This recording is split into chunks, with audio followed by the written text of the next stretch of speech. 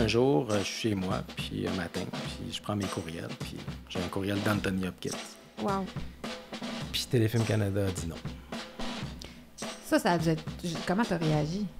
Ben, honnêtement, j'ai pensé au suicide à ce moment-là. C'est un abus de pouvoir. C'est de donner beaucoup trop de pouvoir à des fonctionnaires qui ne méritent pas ce pouvoir-là. Il faut que ça soit beaucoup plus adapté, je dirais, aux réalités d'aujourd'hui et des créateurs, puis que l'argent se rende, au bout du compte, aux artistes qui font les films. C'est pas les fonctionnaires qui font les films, c'est les artistes. Le 23 février 2024, l'Union des artistes a décidé de faire une sortie publique en compagnie de 5 autres syndicats en faisant une demande que le gouvernement change sa façon de répartir l'argent dans la culture. L'argent qui est notre argent parce que c'est les fonds publics. Et ça en prenait pas plus que ça pour que le cinéaste Martin Villeneuve décide lui aussi d'aller au front. Il a vraiment vécu des décisions totalement injustes, qui semblent très arbitraires, très aléatoires. Ça fait des années qu'il en souffre, donc il blâme la SODEC, Téléfilm Canada, et il demande lui aussi que les choses changent. On en a discuté, on a ventilé ensemble. Et je pense que c'est important que tout le monde comprenne à quel point il y a vraiment des gros problèmes systémiques dans la façon que l'argent, notre argent, l'argent du contribuable, est réparti dans la culture et fait que notre belle culture québécoise se meurt à petit feu. Martin Villeneuve, bonjour, bienvenue dans mon studio. Salut! C'est la deuxième fois que je reçois dans mon studio. C'est tout nouveau pour moi ici. Ça me fait plaisir de t'accueillir. Puis j'ai entendu ton cri du cœur la semaine passée. On va parler de ça. On va commencer par ça parce que je trouve... C'est un sujet qui me rejoint parce qu'on est dans le même milieu. Les deux, on est dans la culture. Pour des raisons différentes de toi, j'ai souffert de cette mauvaise gestion des fonds publics. Peux-tu expliquer un petit peu qu'est-ce qui s'est passé? Pourquoi tu as décidé de faire des sorties publiques la semaine passée?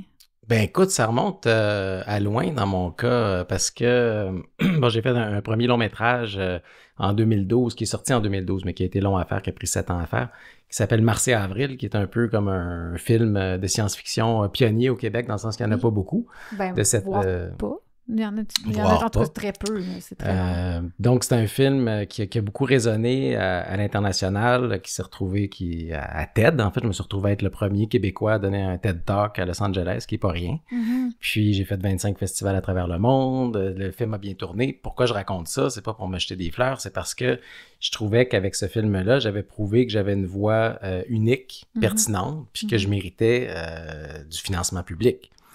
Et là, ça fait 14 ans que j'ai pas touché un sou de financement public. Et donc, puis là, on parle de projets petits, moyens, gros, drame, comédie, science-fiction. Autrement dit, peu importe ce que je redéposais après Mars et Avril, que certains vont dire c'est un succès, d'autres vont dire c'est un échec. On peut pas jamais faire l'unanimité. Mm-hmm. Même quand on fait Avatar, aujourd'hui, on fait pas l'unanimité. Non, c'est vrai. Ouais. Et puis, ce qu'on s'attend d'un premier long métrage, je pense, c'est au-delà du box-office, puis au-delà des considérations de festivals, etc., c'est quelle est la voix de ce cinéaste-là? Qu'est-ce qu'il apporte? Ouais. Puis c'est sûr que ça peut jamais être un film parfait, un premier long métrage, mais ne serait-ce que d'aller au bout de l'affaire, surtout avec une proposition aussi audacieuse et originale, c'est déjà un mérite en soi. Avec un tout petit budget comme ça, on parle c'était 2,3 millions à l'époque, mais les Américains pensaient que je l'avais fait avec 23 millions.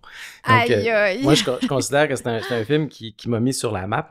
Et là, mais juste pour mettre en contexte, 2,3 millions, c'est vraiment rien pour faire un long métrage. C'est comme un très petit budget, surtout avec comme les ambitions que tu avais. Tu as des costumes. Oui, c'est ça. C'est très peu. Là, pour les gens, ça a l'air gros, ça sonne en millions, là, mais c'est très peu quand même. Non, c'est peu, considérant que, bon, les films de science-fiction aujourd'hui, regarde le Dune de mon frère Denis, on est dans les 200 quelques millions. Mm-hmm. Donc, c'est pas pour faire des comparaisons, mais il faut, c'est pas plus pour mettre les choses en perspective que c'est pas facile de faire un truc comme celui-là. Mm-hmm. Il faut être très organisé, il faut avoir un bon réseau, il faut préparer le tournage, avoir une vision d'ensemble du truc. Donc, ce que je veux dire, c'est que j'avais prouvé de multiples façons que j'étais capable de faire un film. Ouais. Et après, je me suis buté qu'à des refus. Et là, au point de me demander, est-ce que c'est moi le problème? Ça vient toujours là. C'est ça, tu sais. Puis là, on se questionne. Puis je pense que l'ensemble du processus est fait pour créer de l'amertume, de la frustration. Beaucoup de choses sont contre nous, surtout comme cinéaste ou comme acteur ou comme actrice. On contrôle pas sa destinée tant que ça. C'est-à-dire qu'on est à la merci de gens qui font des choix pour nous et aussi de la demande du moment, la saveur du mois, le timing. Est-ce que les astres se mettent en place? C'est-à-dire, quand je parle des astres, c'est le financement, le casting, l'équipe de tournage. Tout ça doit se mettre en place d'une façon organique qui souvent nous dépasse. Et pour arriver à arrimer tout ça, c'est extrêmement difficile. Donc, c'est pour ça qu'à un moment donné, les gens appellent ça le development hell.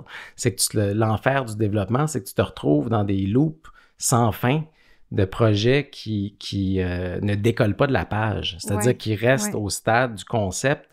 Et puis que de convaincre les gens d'aller plus loin, ça demande une espèce d'intervention divine ou de choses... Faut brûler des lampions à chaque fois. Exactement, ou de choses qu'on ne contrôle pas, puis qui tout à coup alimentent ce sentiment d'impuissance. Exact. Et donc, je me suis retrouvé là-dedans, moi. Et puis, j'ai jamais lâché parce que je me disais, j'ai des choses à dire, j'y crois. Puis ça se peut pas que je sois le seul à penser que c'est bon. Donc, par exemple, je prends l'exemple de Red Ketchup, parce que Red Ketchup, pour les gens qui le connaissent pas, c'est un de nos seuls héros de la bande dessinée québécoise, ou anti-héros, digne de ce nom, c'est-à-dire que c'est pas un feu de paille, ça fait plus que 40 ans que ça dure. Réal Godbout et Pierre Fournier ont parti ce personnage-là en 1982, personnage secondaire dans la série Michel Risque, qui est devenu, par les magazines Crow, etc., Titanic, ça fait rire, qui est devenu un personnage culte de la bande dessinée québécoise, au point d'être édité sur la forme de 9 albums par les éditions de La Pastèque. Et moi, j'ai grandi avec ces bandes dessinées-là. Puis je me disais, il faut faire quelque chose avec ça. C'est comme un de nos plus grands succès littéraires de toute notre histoire. C'est un monument culturel du Québec. Et ça a influencé énormément de gens. Ça a pavé la voie à toute l'industrie aujourd'hui de la bande dessinée. Donc, je me disais, il y a quelque chose à faire avec ça. Puis là, encore une fois, pendant 10 ans, au Québec, impossible de lever un sou. Toi, tu étais sur cette démarche-là d'essayer de ramasser des sous pour le faire en cartoon. C'était ça le but? La première idée était de le faire en dessin animé, effectivement. Là, après ça, une idée est venue de le faire en live action. Parce que tu sais, t'essayes, quand tu veux développer un projet comme ça, il faut rester ouvert à différentes avenues. Puis là, tu regardes qu'est-ce qui est possible. J'ai cette franchise-là, j'ai la confiance des auteurs, on a quelque chose à dire. Maintenant, il faut convaincre des investisseurs. Et là, ma grande surprise, c'est de constater qu'il n'y avait aucune volonté ni politique, ni de la part des producteurs. C'est une espèce de pensée molle, ambiante, qui ne croit pas au potentiel international des choses et qui ne veut pas, surtout pas déranger la pensée admise, commune, que si c'est pas un truc qu'on a déjà vu, si c'est pas du drame social, c'est tout le temps si ça. c'est pas, ben c'est ça, si c'est pas un truc dont les preuves ou qui est assuré d'un succès, si on veut dire, si on peut dire, à ce moment-là, il vaut pas la peine qu'on l'appuie. Donc, il a fallu que j'aille à Toronto pour financer le projet. Dans une maison de prod là-bas? C'est-à-dire que j'ai pitché à Adult Swim puis à Télétoon, donc les diffuseurs, avec un partenaire québécois quand même, là, je veux dire Sphère. Mais toute la production s'est faite à Toronto parce que comme l'argent venait de Toronto, elle devait aussi être dépensée à Toronto. Donc, tout ça pour dire pourquoi je raconte cette longue histoire-là, c'est que mon projet, j'avais raison d'y croire. Puis j'avais raison de voir le potentiel. Parce que ça s'est fait. C'est allé à Télétoon la nuit. Maintenant, ça fait plusieurs saisons que ça existe. Ben oui, c'est ça. Là, ça fait 20 épisodes qui sont sortis déjà. Puis c'est le show numéro 1, il faut bien le dire, de Télétoon la nuit. Donc, on ne peut pas avoir un succès sans prendre de risques. Exact. Et la preuve que j'avais raison, c'est que tout était difficile. Il n'y avait rien d'acquis. Il fallait se battre. Il fallait inventer une façon de faire. Donc, autant la bande dessinée à l'époque était pionnière, autant la série animée peut être perçue de la même façon aujourd'hui parce qu'elle a essuyé des moules, elle a pris un sentier qui n'était pas battu. Et encore une fois, je me retrouve à être le premier à faire quelque chose qui ne s'était jamais fait ici, comme quand je suis allé à TED. Puis là, de voir les institutions publiques, SODEC et Téléfilm Canada, qui me disent « Mais Martin, tu es un cas unique et à part et crève-cœur. » Ça, c'est c'est le mot qu'ils ont utilisé? Le mot qu'ils ont utilisé. Pourquoi es-tu crève-cœur? Parce que ce que j'ai fait ne prouve rien. Dans le sens que un TED Talk n'est pas un prix à Sundance, ne veut rien dire en cinéma. Et évidemment que ça veut rien dire en cinéma parce que j'étais le premier. Et ce qui est arrivé, c'est que j'ai généré des millions et des millions de vues sur les plateformes, sur YouTube, sur Vimeo et sur TED.com, qui est la plateforme principale. Les deux autres cinéastes qui avaient donné des TED Talks, c'était James Cameron puis J.J. Abrams.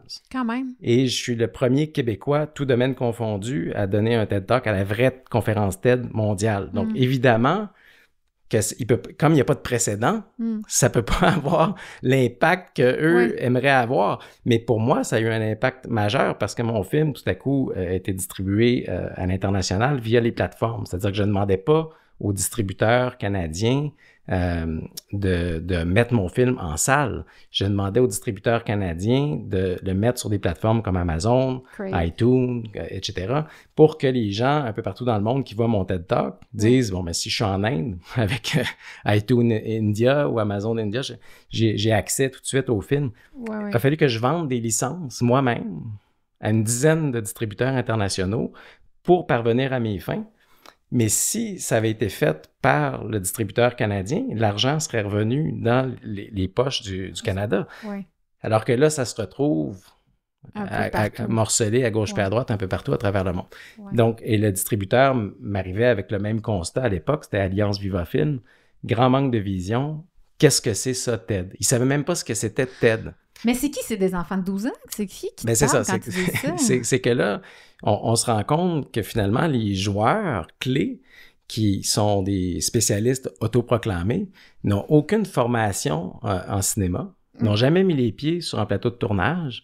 Des experts bureaucrates qui savent pas trop de quoi ils parlent finalement. Oui, puis c'est frustrant parce que si la population était au courant de l'amateurisme qui sévit dans les institutions, ça s'arrêterait là. C'est clair. Je veux dire, il faut à un moment donné, là, c'est parce que, tu sais, puis c'est pour ça que j'ai pris la parole, c'est que je vous fais ce long préambule pour vous expliquer comment ça se fait qu'un jour... C'est une mise en contexte importante, je pense. Oui, puis là, j'ai même pas parlé des deux principaux enjeux, les 12 travaux d'Imelda et tout. C'est ça, on va y venir.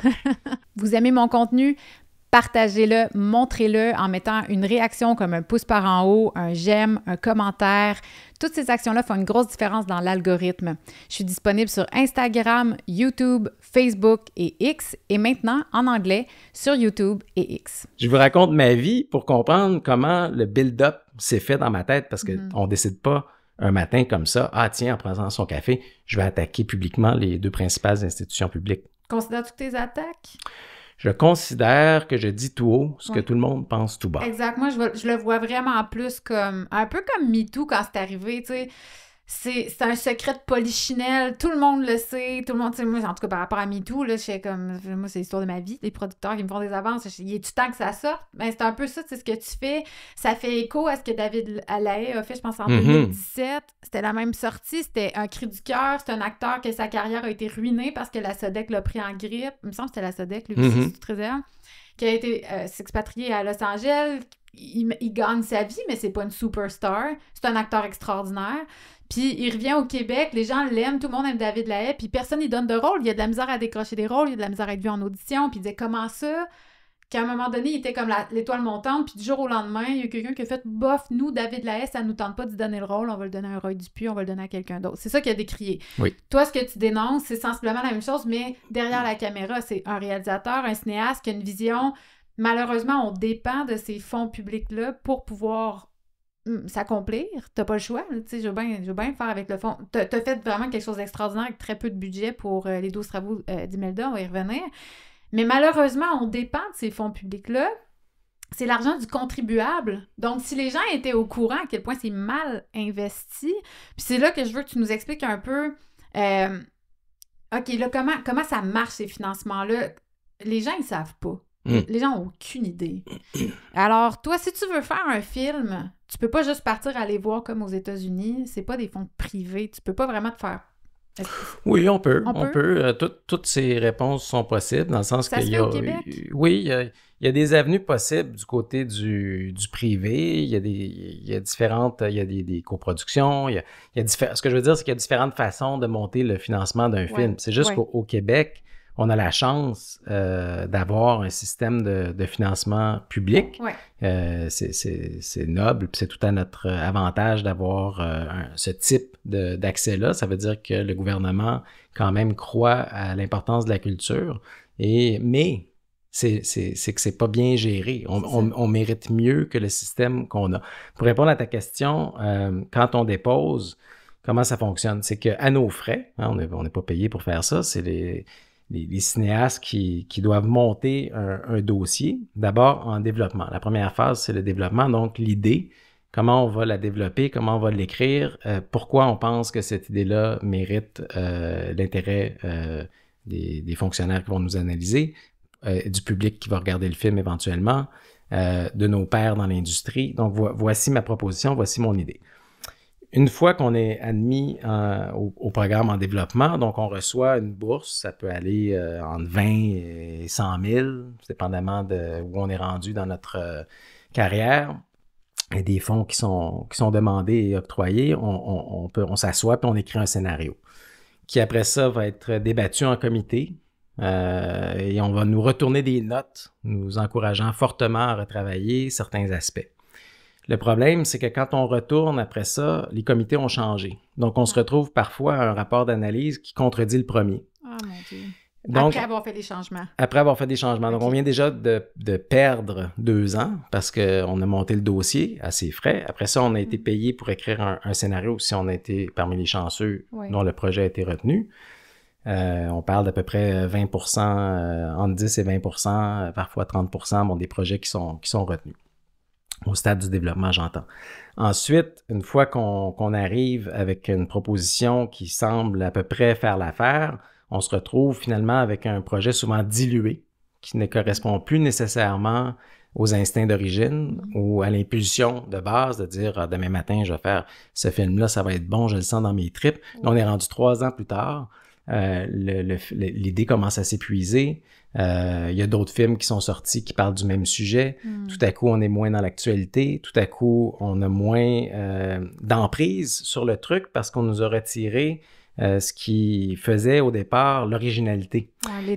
L'étincelle. Je veux prendre l'exemple aussi des 12 travaux d'Imelda. C'est que moi, on m'a fait, parce que j'ai essayé, hein. J'ai drôlement essayé. Pendant 5 ans, j'ai essayé de financer les 12 travaux d'Imelda par le système de financement public. Ils n'ont jamais voulu? Et non seulement ils n'ont jamais voulu, mais ils m'ont fait réécrire le scénario 9 fois. Donc, j'ai écrit 9 scénarios de à peu près 120 pages des 12 travaux d'Imelda. Donc, je connais le sujet de fond en comble. Et là, quand je parle de différentes versions, c'est différents films, là. Wow. Il y en a un que c'est Imelda avec ses chambreurs, il y en a un autre, c'est Imelda qui part en Chine, il y en a un autre... qui t'a décliné Imelda à toutes les sauces. Oui, c'est ça. Okay. Là, je connais le sujet de fond en comble. Et pour finalement me dire un jour, toutes ces années que j'ai passées à développer un scénario qui finalement, au bout du compte, ne me correspond plus, j'aurais donc dû le passer à faire le film avec mes amis. Ouais. Ça fait qu'à un moment donné, c'est sur cette base-là que je me suis réveillé un matin en disant « Attends une minute, là, il y a quelque chose qui est... » Tu sais, 5 ans plus tard, puis là, que le projet aboutit pas, qu'on commence à me dire « En plus, Martin... pauvre Martin Crèvecoeur, ne te mets surtout pas dans la tête de jouer le rôle toi-même parce que tu n'es pas un acteur. Et c'est pas comme ça que ça fonctionne. Ah, OK. C'est donc les experts autoproclamés, encore une fois, me disent il y a des vérités empiriques. Hein? Donc, il faut surtout pas s'essayer à quelque chose. Ça s'est jamais vu un réalisateur qui joue dans son film. Oui, c'est ça. Jamais. Woody Allen n'a jamais fait ça, puis Orson Welles non plus. Donc, il faut pas faire ça. Mais ils m'ont convaincu au point de dire, je voulais tellement faire mon film, OK, je vais aller voir Denise Filiatro, je vais aller voir Louise Forestier, je vais aller voir Dominique Michel, je vais aller voir André Lachapelle du temps qu'elle était parmi nous. Des merveilleuses actrices qui m'ont fait un grand cadeau de me dire... Pour jouer Imelda. Pour jouer Imelda. Okay. Je leur offrais le rôle. OK. Puis là, moi, j'avais fait un petit court-métrage d'Imelda qui avait tourné dans les festivals puis qui avait eu comme 100 000 vues sur le site de la Fabrique culturelle. Là, je veux dire, qui avait prouvé que le concept fonctionnait. Puis c'était moi qui la jouais. Puis là, ces femmes-là qui regardent mon truc, ils disent « Mais Martin, je cherche pas ton actrice, c'est toi. » Puis c'est ça qui fait que c'est intéressant. C'est que, qui t'a dit de venir nous voir? On comprend pas. Mais c'est ça, je dis « Mais la Sodec et Téléfilm. » Mais là, ils ont dit « Attends, là, il y a quelque chose qu'ils comprennent pas. C'est parce que ton concept, c'est ça. C'est ça qui fait que c'est intéressant. Si c'est nous, ça devient juste un autre film parmi tant d'autres d'une vieille madame. C'est l'aspect comique, c'était aussi que tu le joues, finalement. L'aspect comique, mais au-delà de ça, ça fait partie du propos lui-même, de la mémoire qui transcende les générations. Qu'est-ce qu'on lègue aux générations suivantes? Qu'est-ce qu'on prend des générations passées? Comment on peut régler des conflits familiaux alors qu'on deal avec souvent des émotions, des sentiments qui ne nous appartiennent pas? Tout ça faisait partie de la thématique, puis c'était ça qui faisait que c'était beau et poétique, puis qu'il y avait un film. Exact. Donc, si tu enlèves ça, puis là, tu commences à questionner je veux dire, les compétences de ces gens haut placés-là qui prennent ces décisions-là puis qui mettent des rapports empiriques en disant « Voici comment il faut faire ».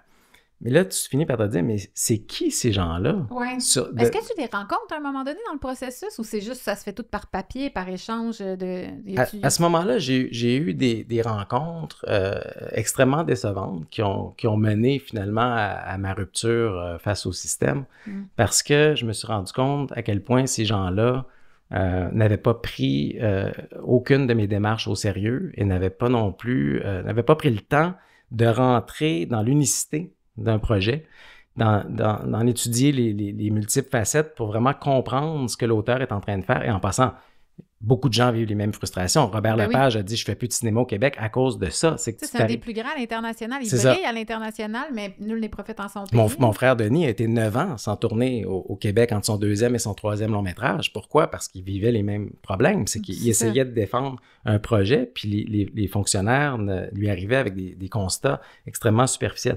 Je vais parler pour moi par rapport aux 12 travaux d'Imelda, mais c'est exactement ce que j'ai vécu. C'est que tout à coup, tu te rends compte que les observations restent en surface, ne sont pas du tout compétitives avec les années de réflexion que toi, tu as investi comme auteur. C'est sûr. Et l'ironie, c'est que ces gens-là sont payés. Ces gens-là vivent. Ça va bien. Eux autres, ça va bien. Eux autres, ils pensent à leur chalet dans le Nord puis au prochain char qu'ils vont acheter. Puis tous les jeudis, la paye à rente. C'est ça. Puis moi, je vis dans un 4,5 puis j'en fais pas d'argent avec ça. Donc, à un moment donné, enough is enough. Fait que là, je me suis dit, je vais arrêter de me fâcher. Puis une des raisons aussi pourquoi je faisais ça, c'était pour payer mon équipe. Parce qu'à un moment donné, surtout quand on vieillit, on commence à être tanné d'appeler tout le monde pour dire « Peux-tu m'aider? » On connaît tout ça, là, les cinéastes, puis les artistes, puis les acteurs, puis etc. On nous demande toujours de travailler gratuitement. On nous demande toujours de travailler gratuitement, puis c'est comme une prise pour acquis. Puis au Québec, on est généreux, les techniciens sont généreux, les artistes sont généreux, tout le monde veut aider. Donc moi, c'est mes amis, encore une fois, qui m'ont dit « Martin, fais-le. » Puis on va le faire. On est avec toi, on veut le faire. Puis moi, écoute, ça m'a mis dans un état extrêmement bouleversant parce que je voulais payer mon monde. Ah ouais, je comprends. Puis ça me fâchait d'avoir encore à demander, comme sur Mars et Avril, des faveurs. Des faveurs, puis etc., etc. À un moment donné... Est-ce que ton équipe technique a été payée? Sur les 12 travaux d'Imelda? Ouais. Personne. 150 personnes bénévoles pendant 9 ans. Mais ça montre à quel point les gens croyaient en ton projet. Oui, puis là, non les moindres. Là, je veux dire, j'appelle Ginette Renault, j'appelle Robert Lepage. Puis en plus, ça a commencé, Imelda, sous forme de court-métrage. Oui, c'est ça. C'est-à-dire que quand les institutions m'ont refusé pour faire la version long-métrage, j'ai dit, bon, j'ai eu l'idée, je me suis dit, plutôt que de mettre tout ça à la poubelle, j'ai 2 personnages que j'ai vraiment envie de voir, moi, à l'écran. On part toujours de qu'est-ce que nous, on a envie de voir comme cinéaste. On est le premier spectateur. Donc, je me suis dit, moi, j'aimerais ça voir Imelda donner de la merde à son fils notaire, qui est mon père, en fait. OK. J'ai dit, ça serait drôle, tu sais. Puis qui pourrait jouer le notaire? Puis là, il y a quelques noms qui me viennent en tête. Robert Lepage. Mais tu avais déjà travaillé avec Robert? J'avais déjà travaillé avec Robert sur Mars et Avril. Donc, puis là, je pense à ma grand-mère Simone, qui était l'autre grand-mère, c'est-à-dire la mère de ma mère, qui étaient complètement l'opposé d'Imelda. T'sais, une était mince, l'autre était grosse, une était à la mode, l'autre s'habillait comme la chaîne à Jacques, une était toujours en colère, l'autre était émerveillée par la vie. Il y en a une qui mangeait pas pour que ses robes y fassent encore, puis l'autre qui mangeait 3 pointes de tarte à chaque midi. Donc, tu peux t'imaginer, le théâtre de mon enfance, c'était les deux grands-mères. Donc, je me suis dit, il faut que je mette Imelda face à Simone Ginette Renault. Fait que la même journée, j'envoie un petit message à Ginette, un petit message à Robert, puis je me dis, si les deux me disent « oui, on le fait », là, j'ai plus le choix. Ça a pas pris 2 minutes. Oui. Tu sais, quand soudainement l'énergie débloque. Là. Oui, c'est ça. Donc, finalement, je pense que toutes les années d'amour que j'avais mis dans mon projet, tout à coup, pouf, là, il y a une réciprocité de l'univers. L'univers dit, il y a quelque chose qui se passe, il faut le faire. Puis là, tous mes amis, les techniciens, etc., se disent, bon, voici, ça prend un bon réseau. J'avoue, j'ai un bon réseau. Et là, tout à coup, les choses se mettent en place. On s'organise, on fait les choses avec les moyens du bord, les costumes, les ci, les ça, tous les accessoires, les trucs, c'est tout du love money, là. C'est tout du monde. Mais les costumes, c'est assez phénoménal. Vous avez trouvé des robes extraordinaires. Mais il y en a beaucoup que c'était à ma vraie grand-mère. Ah, pour vrai? Celle qui me faisait, en tout cas, étonnamment. Même si je suis un petit peu plus volumineux que ma grand-mère, il y en a qui me faisaient. Il y en a d'autres que c'est Richard Hanson puis Marianne Carter, mes 2 stylistes qui ont complété la garde-robe. Donc, on parle de professionnels de l'industrie qui décident de me donner du temps. Là. Donc, c'est une forme d'appui très significative qui est... le temps, c'est de l'argent. Le talent, c'est de l'argent.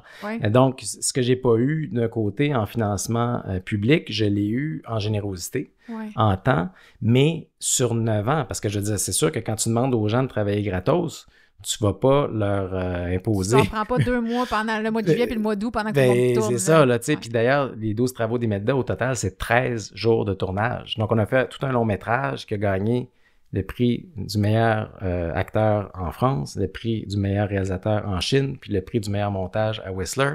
En 13 jours. Le montage est vraiment bien aussi, Tu sais, ça fait que je veux juste rappeler que c'est pas parce que tu as des gros moyens. C'était-tu toi? Oui, c'était moi. Fait que t'as gagné le prix du meilleur acteur. Oui, à Dieppe. T'es pas acteur.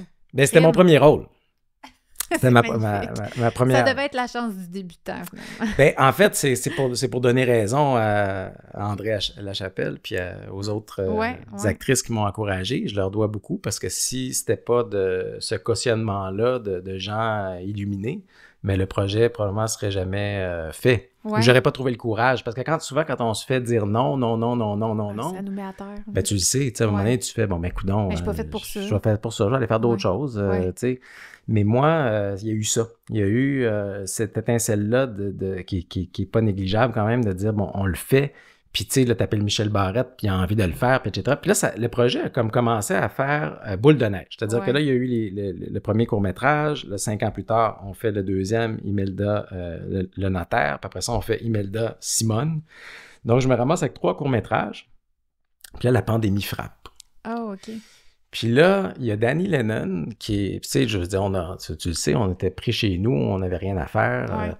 C'était plate. Donc, les gens sur les réseaux sociaux, on s'appelle, on se parle, nanana. Puis là, Danny Lennon me dit, écoute, pourquoi tu tournes pas d'autres Imelda? On n'a rien d'autre à faire. Puis là, j'ai dit, ben oui, c'est vrai, ça serait drôle. Fait que Danny, il dit, tu vas en tourner 5 autres.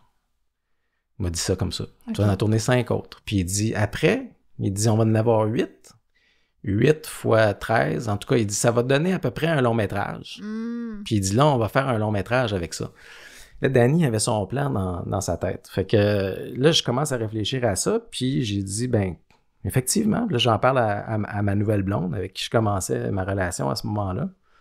Puis là, j'explique ça, tu sais, que je me déguise en ma grand-mère, puis que je fais ma grand-mère, puis ça, puis elle trouve ça charmant, puis elle dit, let's go, on y va. Fait qu'on s'organise à 2. Est-ce qu'elle est dans le domaine aussi? Elle vient du Brésil. OK. Puis elle a été MC pour la télévision au Brésil, pour MTV pendant 15 ans. Elle a fait le tour du monde. Elle a été à la fois en avant et en arrière de la caméra, donc elle comprend. Ouais. Tu sais, d'ailleurs, ça prend ça, là, pour faire un film guérilla style, pas d'argent, pendant 1 an, que t'as pas de rentrée d'argent. Si ta blonde, elle comprend pas ce que tu fais, là, ça ira pas bien. D'arrêter assez tôt, Fait que là, je loadais mes cartes de crédit, puis j'avais une blonde qui souriait tous les jours. Fait que, tu sais, ce que je veux dire par là, fonctionnaires-là, c'est que c'est pas faut être entouré. Oui, vraiment. Tu fais pas ça comme ça. Mais ces fonctionnaires-là de la SODEC puis Téléfilm, ils n'ont aucune idée, eux autres, avec leur petit chèque qui rentre à chaque semaine, de la réalité que nous autres, on vit au quotidien. Ouais. Puis en plus, moi, c'est sans aucune garantie que le projet se finirait.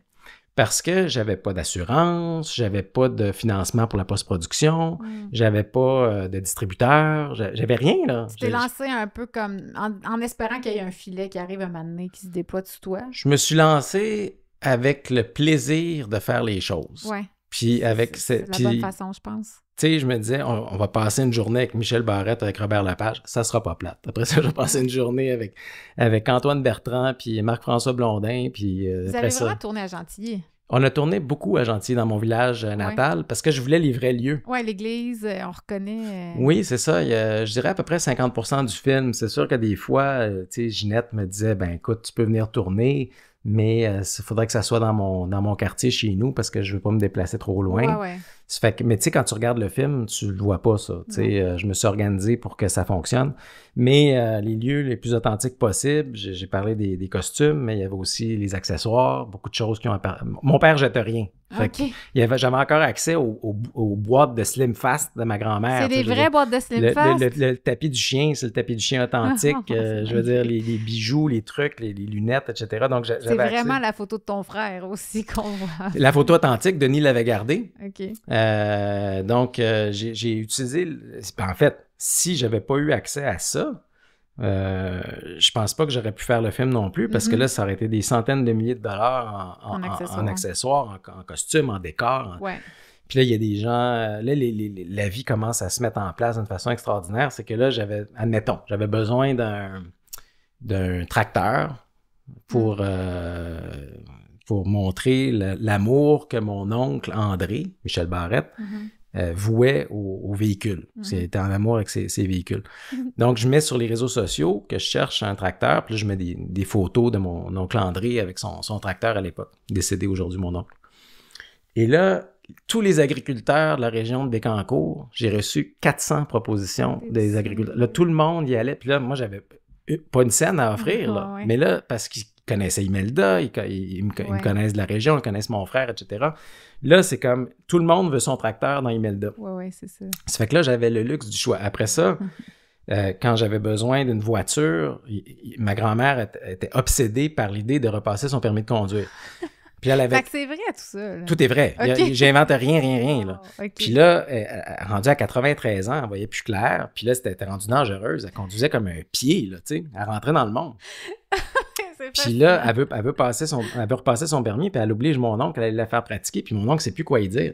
Fait que j'ai dit, tu sais, c'est une scène de film extraordinaire. Vraiment, c'est très drôle, cette scène. Mais j'ai besoin du char, tu comprends? Ça fait que j'ai écrit sur les réseaux sociaux. Ma grand-mère avait un Mercury Monarch 1976. J'ai encore une photo, je la mets sur les réseaux sociaux. Est-ce que quelqu'un a le char? Puis là, encore une fois, tous les collectionneurs de vieux chars du Québec m'envoient leur catalogue. J'aurais pensé que c'était Michel Barrette qui t'avait... Parce qu'il adore les autos, Michel. Ben oui, c'est ça. Ben il n'y a pas de hasard. C'est pour ça que ma mère a dit « Pourquoi tu n'appelles pas Michel Barrette? » Puis là, j'ai dit « Pour jouer l'oncle André. » Puis elle a dit « Ben, pour les vieux chars. » Mais là, la réponse, c'était les deux. C'était parfait pour mon oncle André, Michel Barrette. Puis lui, il me mettait en lien aussi avec des collectionneurs. Fait que bref, j'ai eu accès à plein de catalogues. Puis là, ma blonde, elle voit l'Impérial 59 de Chrysler. Là, on n'est plus dans l'authenticité, on est dans le avoir du fun. Ouais. Parce que là, on a un asti de beau char. Elle est vraiment belle l'auto, Puis ça, il y en a un au Canada. OK, il est dans ton film. Puis il est dans mon film, puis il est en parfaite condition. Tu sais, un Chrysler 1959, un Impérial, tu sais, comme pas une scratch. Comme s'il sortait de chez le concessionnaire. Là. Oui. Puis là, le passionné de char derrière, Marc Boulanger, qui est un avocat à Québec, me dit « Je prêterais jamais ce char-là, même pas à des Américains s'ils me payaient des millions. » Mais il dit « Pour Imelda, je vais te le prêter. » Pourquoi il connaissait-tu ta grand-mère? Oui, il avait vu les premiers courts-métrages. Ah, OK. Puis il m'avait dit, je vais te le prêter. La seule condition, c'est que je veux être sur le plateau. Ben oui, c'est normal. Puis je veux voir, puis il dit, je veux que ça soit toi qui conduise. Puis il dit, je te fais 100% confiance. Mais là, quand il a lu le scénario, il s'est rendu compte que j'allais malmener son char pas à peu près, là, tu sais. Ouais, c'est ça, Jusqu'à le faire exploser, tu sais. OK, oui, c'est vrai, il y a ça. Fait que mon Marc, il m'appelle, tu sais, puis là, ça faisait 2-3 fois qu'il me prêtait son char, puis là, il dit, là, j'ai vu dans le prochain que tu le faisais exploser, j'espère que tu vas avoir recours à des effets spéciaux. Fait que, tu sais, il y avait toutes sortes de choses comme ça qui faisaient que la vie, les gens répondaient à l'appel puis voulaient contribuer. Ouais. Puis c'est vraiment comme ça, sur le principe du Love Money, que le film s'est fait, puis jusqu'à la fin, puis après ça, un distributeur qui embarque, puis après ça... Il est sorti quand, ça veut dire, ton film? Il est sorti en octobre 2022, c'est-à-dire qu'on a eu aussi une première au Festival de Québec, au Diamant de Robert Lepage, en septembre, le mois d'avant. Et ça s'est monté, écoute, on a monté, les courts-métrages se montaient en parallèle qu'on tournait. Puis après ça, Arthur Tarnowski est arrivé avec les 8 courts-métrages, puis là, il a dit, bon, il faut que je dégage un film de ça. Puis Arthur, c'est ton monteur? Oui, okay. Arthur, génie. Oui, c'est vraiment excellent. bien monté, ouais. Puis il l'a monté en 2 semaines. Wow! Puis il se dit, c'est le film, parce que normalement, juste pour mettre en contexte, ça peut prendre 6 mois, 1 an, monter un film, là. Donc 2 semaines. Et puis là, il m'envoie le cut. J'ai fait quelques commentaires, 1 semaine pour tweaker. On avait le film. C'est qu'on s'est pas posé 10 000 questions, puis c'était très jouissif de faire du cinéma comme ça.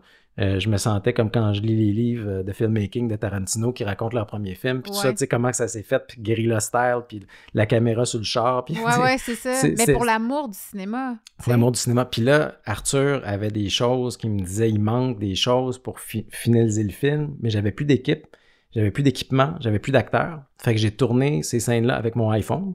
Il y a 10 minutes du film que c'est tourné avec mon iPhone. J'étais tout seul. Mon Dieu. J'ai tourné des plans inserts que c'est mon vrai père qui joue Robert Lepage de dos. Oh, wow. Ma vraie mère qui joue Linda Beaulieu de dos.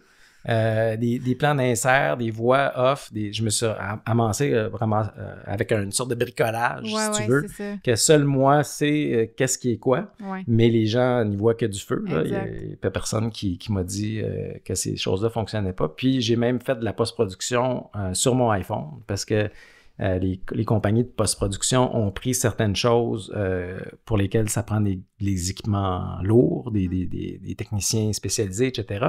Mais pour tout le reste, je faisais la post sur mon iPhone chez nous, avec des applications, avec des trucs. Donc, j'ai beaucoup appris en faisant ça, puis je me suis rendu compte qu'il y avait une école.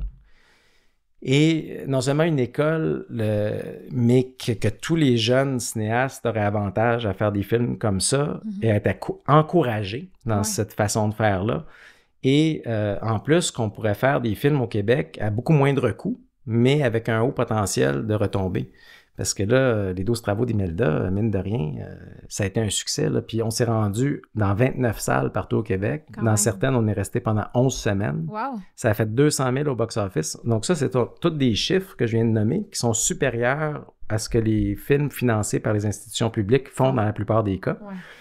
Fait avec les moyens du bord, de l'écriture jusqu'à la promo. Mais si je peux me permettre d'interjecter, si je pense... Je consomme du cinéma québécois, je suis québécoise, on est dans le domaine, mon chum puis moi. Ton film, il est différent de ce qu'on est habitué de voir ben oui, au j'espère. Québec. Mais c'est ça qui me faisait du bien en l'écoutant. J'étais comme, wow, c'est quand la dernière fois j'ai ri en regardant un film québécois, Les Boys. Je le regarde 1 fois par année parce que je m'ennuie de ce bovien humour sale, un peu... mais Les Boys avaient été produits beaucoup par des commandites privées. Ben tant mieux, mais ce que je me disais en regardant Les Boys, il y a pas longtemps, je me disais, on ferait plus des films de même, moi, parce que des jokes qui passeraient pas, puis on essaie d'être propre, puis... Mais toi, ce qui est drôle, c'est le personnage de ta grand-mère qui, en soi, est tellement vulgaire, puis est tellement typé, puis caractériel qu'on finit par l'aimer, mais on aurait aussi envie d'y en sacrer une fois de temps en temps. Là. Ben clairement, puis c'est ça qui est la beauté de la chose. Moi, je me souviendrai toujours d'un commentaire qui revenait tout le temps de la Sodec puis de Téléfilm Canada, c'est... Il faut qu'on l'aime, ta grand-mère. Ah, il faut que ça soit... Il faut qu'on puisse s'identifier à elle parce que sinon, Martin, on ne pourra jamais embarquer dans ton film. Mais dans le fond, ils ne comprennent rien. C'est ça. C'est que là, tu fais comme, OK, donc vous voudriez une petite madame sage, tu sais, pour raconter un film cute sur la vieillesse, mais moi, c'est pas ça que je veux faire, tu sais. Fait que on m'enlève mes instincts créatifs premiers. Fait que je suis aussi bien de... Il n'y a plus de pulsion. Après, tu pars de... T'essaies de continuer là-dessus parce que tu te dis c'est ça qui pourrait me donner de l'argent, mais finalement, ça te coupe complètement, ça te scie les jambes, tu sais. C'est ça. Puis pour finalement financer des films, des fois, que ça me scie les jambes de voir ce qu'on finance avec notre système de financement public. On pourra en parler longtemps, mais puis... Mais qu'est-ce qui fait... Parlons-en de ça, parce que moi, ça devient une frustration pour moi. De voir des films qui obtiennent du gros financement, c'est tout le temps des mélodrames avec tous les mêmes acteurs qu'on a toujours vus, aucun risque, tout le temps du copier-coller, un peu pâle, pas trop de colo, tout le temps un peu comme si on était des super dramatiques au Québec. Je suis pas en train de dire que ce cinéma, c'est terriblement plate. Ce que je dis, c'est qu'il me semble qu'on a fait nos preuves. Tu parles de Robert Lepage, là. On a fait nos preuves que les Québécois, on est des créateurs, on est des idéateurs, on est talentueux, on a fait nos preuves à l'international. Je dis, ton frère est un exemple, mais toi aussi, t'en es un devant moi. Mais si tu avais l'argent d'actualiser ton potentiel, je suis comme, wow, tu sais, je regardais ton film, je me disais, si tu l'avais eu, le financement, là, le potentiel de ce film-là, puis c'est ça qui me fâche, moi, comme spectatrice, de me dire, pourquoi vous ne donnez pas cet argent-là aux vrais créateurs, ceux qui sortent de la boîte, ceux qui pensent autrement? Pourquoi on ne les prend plus les risques? Pourquoi moi, comme comédienne, j'ai jamais pu avoir une audition en 8 ans? Maxime Giroux, je me suis battue, puis c'était parce qu'il cherchait une chanteuse, guitariste, comédienne.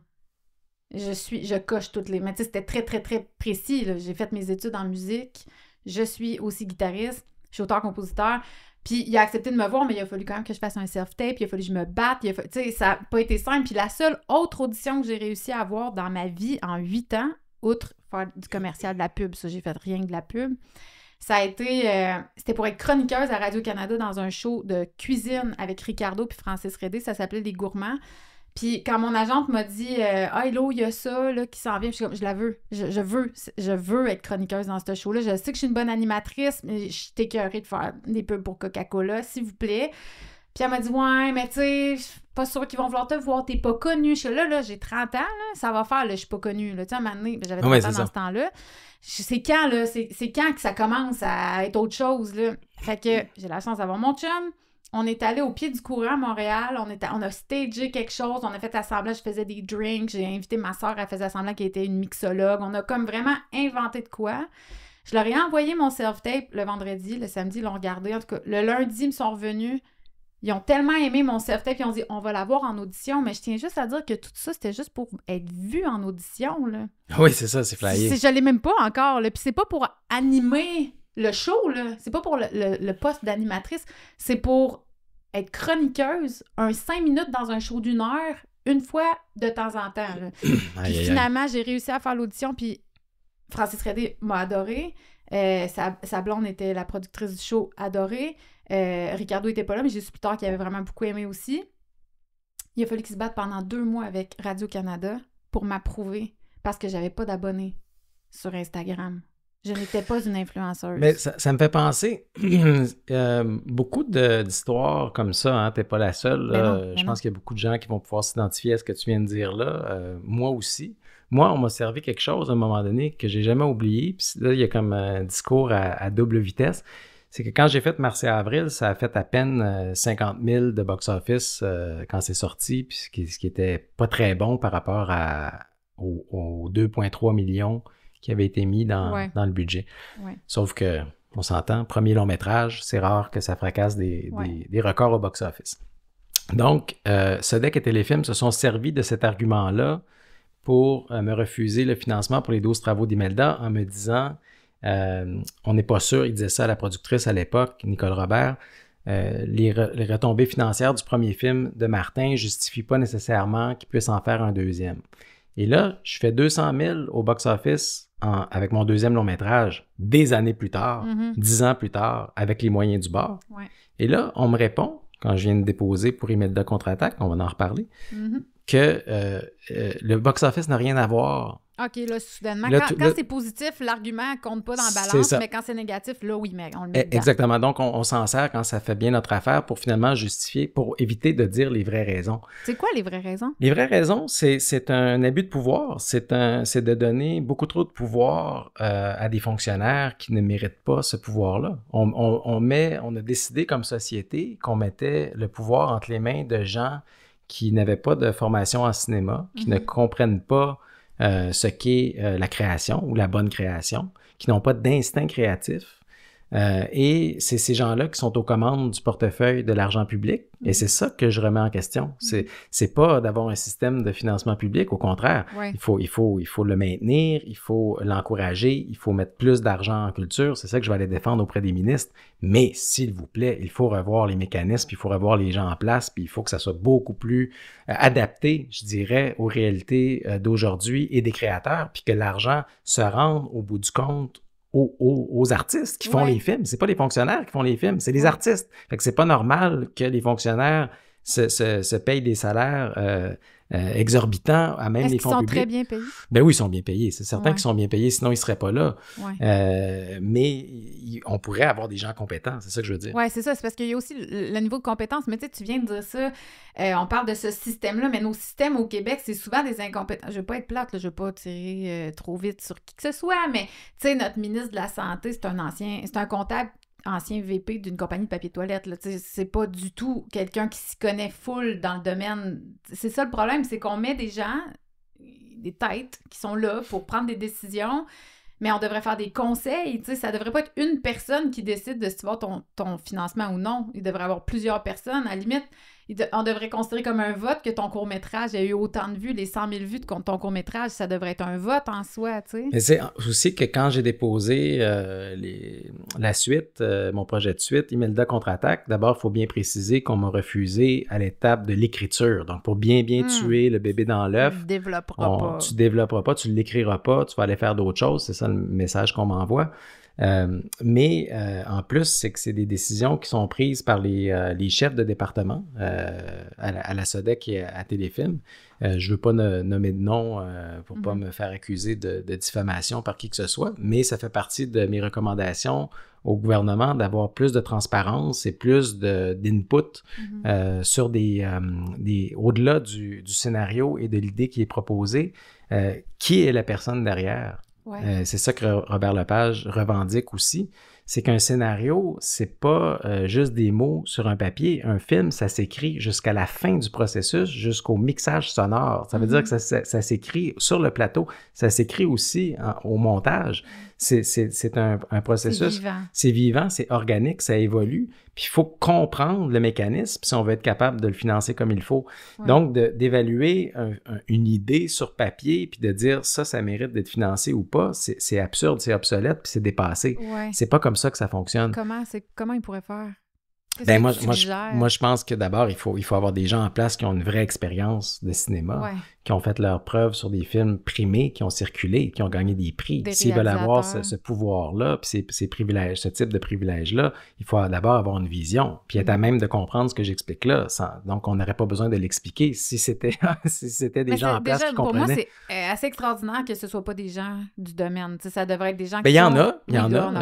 Ça serait trop facile aussi de tout mettre sur le dos des fonctionnaires. Là. Un des problèmes principaux aussi, c'est le manque d'argent. En fait, c'est que ces gens-là ont le choix très difficile aussi de décider qui va avoir les fonds puis qui les aura pas. Mais à la base, c'est qu'il y a beaucoup de talent au Québec pour peu d'argent, puis tout le monde se bat pour la même tarte. Donc ça, c'est un problème fondamental, c'est vrai. Il faut que ces organismes-là soient plus financés. Mais c'est pas normal que des gens, par exemple, qui ont fait des films autoproduits, comme les gens qui ont fait Frame, comme les gens qui ont fait les 12 travaux d'Imelda, se retrouvent finalement, au bout du compte, à rien avoir. Parce que moi, mon film a fait 200 000 au box-office, mais moi, combien je reçois là-dessus? Zéro. Comment ça, donc? Pourquoi? Parce que tout le système est fait pour les artistes subventionnés. C'est-à-dire qu'un artiste subventionné va avoir eu son financement pour écrire le film, pour son salaire de réalisateur pour l'avoir tourné. Moi, dans mon cas, j'aurais aussi eu un salaire de producteur et un salaire d'acteur. Ouais. Donc, j'aurais peut-être fait autour de 300 000 que j'aurais pu mettre dans mes poches pour dire, bon, mais là, je prends une année pour respirer puis pour penser à mon prochain film puis l'écrire. Moi, j'ai fait $0 puis j'ai donné 9 ans de bénévolat. Là. C'est mon gars. Donc, c'est pour ça que le système est fait comme ça. Puis après, une fois que le film est exploité, tu signes des licences pour mettre ton film entre les mains de gens qui vont le distribuer. Donc, dont le mandat est de distribuer les films. Donc, mon distributeur, son mandat, c'est d'amener le film dans le plus de salles possible, de faire des ventes à la télé, etc., etc. Eux autres sont subventionnés. Les subventions pour les distributeurs sont automatiques. Donc, ils n'ont pas besoin de se mettre dans le line-up comme nous pendant 5 ans pour avoir 2 piastres. Eux autres, c'est automatique ou à peu près. Et donc, ils prennent aucun risque. Et après ça, c'est les exploitants de salles qui font l'argent sur les 12 travaux d'Imelda. Ce sont les diffuseurs à la télé. Ce sont tout le monde qui dans les sièges confortables. Dans les sièges confortables où il n'y a pas de prise de risque. Ouais. Ces gens-là, eux, payent leur loyer. Les créateurs qui ont fait le film reçoivent $0. Donc, c'est là aussi que moi, je me suis soulevé en disant « Attends une minute, là, ça ne marche pas. » Puis en plus, là, je te parle juste de l'argent que ça a fait au box-office. Je te parle pas de la VOD, vidéo on demand, streaming, la vente Parce que là, si on veut le voir, il est en streaming. Oui, puis ça continue de générer des revenus. Puis c'est ça, comme j'avais une discussion là-dessus avec d'autres cinéastes, et puis qui me disent, écoute, un film, la durée de vie est très longue, puis un film, 10 ans plus tard, continue de générer des revenus, mais les cinéastes ne reçoivent jamais rien. Incroyable. On ne reçoit jamais rien là-dessus. Dans d'autres pays, il y a des taxes qui existent, ou des residuals, ou des royautés. Comme pour les acteurs. Comme on a sur les livres, par exemple, ou des choses comme ça, ou pour les acteurs. Des royalties qui te reviennent plus tard. Donc, il faut absolument mettre ces mécanismes-là en place. Ça fait partie de mes recommandations au ministre. Il y a beaucoup de choses qu'on a nommées à date qui font partie de mes recommandations que je vais porter au fédéral et au provincial. Parce qu'il faut absolument que les choses changent, parce que sinon, on va se retrouver... on a déjà un système sclérosé, mais qui étouffe la création, qui étouffe les créateurs dans l'œuf, qui tue la culture, puis que demain matin, j'ai des jeunes qui m'écrivent, qui disent « Martin, merci tellement de faire cette démarche-là, parce que j'ai 19 ans, j'ai 20 ans, je veux faire du cinéma, mais je ne vois que des portes fermées, je vois pas comment je peux... » Tu sais, fait que là, on est en train de tuer le rêve dans l'œuf, bien plus que de tuer Imelda contre-attaque dans l'œuf au niveau de l'écriture. Oui, c'est ça. Ça devient le symbole un peu de ça devient le symbole là, au Québec. Donc, c'est pas par rapport à moi, puis c'est pour ça que j'arrête pas de dire, c'est pas une vendetta personnelle. Je suis pas dans une croisade de vengeance contre la SODEC et Téléfilm Canada. C'est que le système ne fonctionne plus, puis ce qui a mis le feu aux poudres, ou plutôt qui m'a encouragé à sortir sur la place publique, c'est la lettre, la fameuse lettre qui a été envoyée par les unions et syndicats et associations. Sortie la semaine dernière aussi, je pense? Il y a à peu près 2 semaines. Okay. C'est-à-dire que l'UDA, l'Actis, l'Association des réalisateurs et réalisatrices du Québec, la Guilde des musiciens, etc. Donc, tout le monde s'est mis ensemble pour décrier ce que j'explique là de mon point de vue de cinéaste, mais eux l'ont exprimé en voulant dire au gouvernement, il y a des gros problèmes en gestion de fonds publics, il était temps. Donc là, c'est pas moi qui le dis, là. Ça veut dire que c'est nos unions, finalement, les syndicats. Là. Et pourquoi ça s'est passé par les unions? C'est parce qu'il y a beaucoup d'artistes qui ont peur de prendre la parole, de peur de perdre leurs subventions, de peur de perdre leurs appuis. On crève de faim aussi, les artistes. Il n'y a pas personne. On l'a vu pendant les 4 dernières années, à quel point tout le monde a fait « OK, bon, c'est de même qu'on pense, c'est de même qu'il faut dire que ça se passe. OK, personne n'osait critiquer quoi que ce soit, personne critiquait les gouvernements, personne ne remet rien en question. C'est hyper toxique comme climat dans notre société. Puis oui, la culture est importante dans une société. J'ai vécu à Vancouver 1 an. Puis j'ai apprécié à quel point notre culture était riche au Québec. Tu sais, moi, ça faisait longtemps que je pitchais des concepts, puis je me faisais toujours dire « T'as pas assez d'abonnés sur Instagram. » là. Fait que j'en ai assez du Québec. Moi puis mon chum, on a décidé d'aller vivre à Vancouver, où on appelle North Hollywood. Là. C'est là que ça se passe. Et tous les films américains sont tournés là-bas, les séries. Il y a beaucoup d'actions. Je me disais, bon, je vais aller essayer. Je parle anglais, pourquoi pas, tu sais. Puis j'ai été pitcher des concepts à des producteurs. Puis là, tu sais, moi, c'était des shows voyages que je voulais faire. Puis là, ils me disaient, t'es pas Anthony Bourdain. Là, je bête un peu, là. OK, fait que du moment que tu fais un show voyage, c'est Anthony Bourdain, parce qu'on parle anglais. Fait que là, soudainement, le comparatif, c'est Anthony Bourdain, le dieu. Ou personne était comme, si t'es pas Anthony Bourdain, ça intéressera jamais aucun diffuseur. Puis j'ai dit, wow, attendez une minute. Mais eux autres, ils n'ont pas tout.tv en anglais. Ça n'existe pas, là, tu sais, le pendant d'une espèce de culture canadienne, anglo, Puis là, c'est là que j'ai réalisé à quel point, crime, on est chanceux, là, on a Télé-Québec avec une plateforme en ligne, on a Tout.tv, on a plein de contenu original québécois. Puis je me dis, on n'est même pas conscient. Puis en plus, on tue, comme tu viens de dire, on tue dans l'œuf parce que l'argent est mal investi parce qu'on prend plus aucun risque. Moi, je trouve que c'est la prise de risque qui est le problème. C'est ça. Il n'y a jamais un acteur nouveau, à moins que tu commences jeune. Là, je vais partir parce que je suis comédienne, puis moi, j'ai fait une croix là-dessus. Je sais que ça n'arrivera pas, puis je suis très heureuse de faire j'ai pas la langue liée, je ne dépends pas des fonds publics. Je peux me permettre de parler, je suis pas dans l'autocensure. Je suis très heureuse de ma position. J'en vis pas du tout, mais j'espère que ça viendra. Mais tu sais, le problème, c'est que, mettons, pendant 10 ans, mettons 10-15 ans, j'ai essayé de faire une carrière là-dedans. Bien, on m'a pas vu en audition. La raison, c'est qu'on prend pas de risques. Puis j'ai des amis très connus puis qui ont la chance de jouer. Puis je suis contente pour eux autres. Mais je leur dis souvent, c'est poche parce que maintenant, on n'est plus capable de voir les mêmes faces à la TV. Ça devient... C'est triste. Même les gens en ont marre. J'ai fait du covoiturage parce que j'avais pas d'auto pendant longtemps. Puis je faisais du covoiturage. Je parlais avec le monde. Puis le monde était, hey, je suis tannée de voir comme je zappe. Puis que ce soit à TVA, à Radio-Canada, à Télé-Québec, c'est Julie Perrault. Ou c'est les mêmes acteurs partout. Mais les gens sont... Partout. On en a un peu assez de ce manque de risque. J'ai envie de revoir des scénarios originaux comme le tien. Il me semble qu'on a le droit de s'offrir ça comme nation. Oui, puis écoute, pour enchérir là-dessus, par rapport aux 12 travaux d'Imelda, je pense pas que j'aurais été capable d'avoir autant de salles au Québec si j'avais pas été chercher les Robert Lepage, Michel Barrette, Ginette Renault et compagnie. Puis c'est triste, je suis d'accord avec toi, moi j'aurais aimé ça, prendre des acteurs inconnus. Tu sais, j'aurais... Mais il y a un équilibre. Toi, déjà, t'es dedans, t'es pas connu, puis il y a d'autres mondes qu'on connaît moins. Tu sais, je pense qu'on peut avoir un équilibre là-dedans. On peut avoir un équilibre, tout à fait. Puis, tu vois, sur Red Ketchup, moi, j'ai tenu à... Parce que des fois, j'étais gêné avant de demander à des acteurs de faire des auditions. Ben là, dans le cas des 12 travaux d'Imelda, on parle pas d'audition. Je veux dire, les gens me font des cadeaux. Mais je parle pour Marcy Avril, j'avais pas fait d'audition. Parce que j'étais gêné. Je me sentais mal de demander à des acteurs de faire des auditions. Je me disais, c'est toutes des... Tu sais, je veux dire... Pour ne pas les payer, tu veux dire? Non, ils étaient payés. Merci Avril, les gens étaient payés. Non, c'est juste que je me disais... c'était mon premier film. Je me sentais comme dans une position que les gens me faisaient une faveur de s'intéresser à mon univers, puis que c'était pas à moi de leur demander de prouver qu'ils étaient... Tu comprends? Fait que j'ai pas fait d'audition. J'ai appelé les acteurs. J'ai monté mon truc comme ça, mais sur Red Ketchup, par exemple, là, on a demandé à avoir des auditions, puis j'ai beaucoup eu de plaisir, puis je me suis rendu compte que les acteurs étaient contents d'auditionner. Pour de la voix. Oui, pour de la voix, puis que ça générait un beau buzz parce que dans l'industrie, parce que les gens se disaient, j'entends la version québécoise là, de Red Ketchup, les gens se disaient, il y en a des fans là-dedans, hardcore de la bande dessinée, qui voulaient proposer quelque chose. Ouais. Fait que là, on a eu du vrai jus. On avait des... Puis tu sais, c'est pas les moindres, là. Je vais pas nommer de nom encore, mais il y a beaucoup d'acteurs très, très connus au Québec.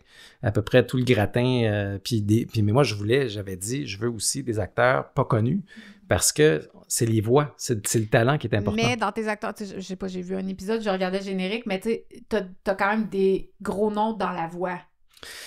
C'était les meilleurs parce qu'on les a entendus à l'aveuglette, c'est-à-dire qu'on n'avait pas le nom de l'acteur. Tu sais, comme moi, j'aurais jamais reconnu Benoît Brière. Tu sais, je suis vraiment allé avec la proposition. C'est lui qui fait Red Ketchup. Red Ketchup, oui, c'est ça. Moi non plus, je l'ai pas reconnu. Mais il y avait des comédiens moins connus, tu sais, Gabriel Lessard. Mais il est extrêmement connu dans le doublage, Gabriel Lessard. Il fait énormément de doublage. Oui, c'est ça, c'est ça. Mais tu sais, ce que je veux dire, c'est qu'il n'y avait pas d'impératif de mon côté d'avoir des noms. Des vedettes ou des stars.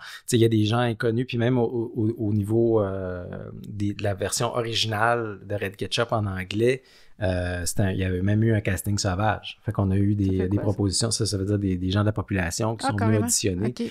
Moi, je voulais vraiment le talent. Je voulais du talent. Puis, ça fait qu'on a entendu beaucoup de monde, surtout en anglais, parce que la version originale s'est faite en anglais. Ouais. Après ça, pour la version québécoise, c'était plus ciblé parce qu'on savait ce qu'on cherchait au niveau du style. Mais tu sais, il y a beaucoup de comparaisons entre Red Ketchup et le personnage d'Imelda. C'est deux personnages abrasifs, anti-héros, excentriques sur les pilules, complètement cinglés, qui foncent dans le tas, qui n'ont pas la langue dans leur poche. Fait que c'était très jouissif parce que ces deux projets-là, c'est Robert Lepage qui m'avait dit ça à un moment donné, les projets se répondent.